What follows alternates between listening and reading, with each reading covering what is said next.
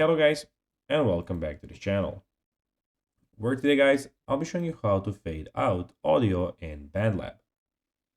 So guys, the first thing that you of course need to do is go to Google and type in bandlab.com.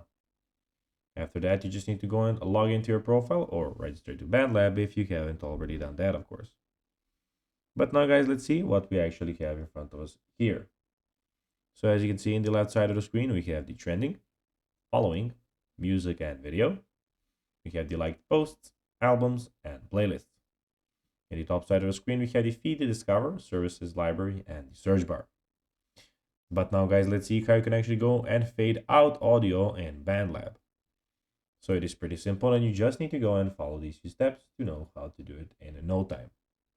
So first of all, launch Bandlab on your computer or mobile device and go to your library and open the project containing the audio you want to fade out.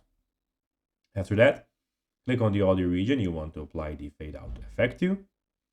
So basically when you're in the library, when you have your project, then tap on the editor tab at the bottom, click on the automation icon, usually looks like a zigzag line or volume fader in the editor. Draw the fade out curve at the end of your audio region by clicking and dragging the volume line downward towards the end. Play your track to preview the fade out effect and make any necessary adjustments.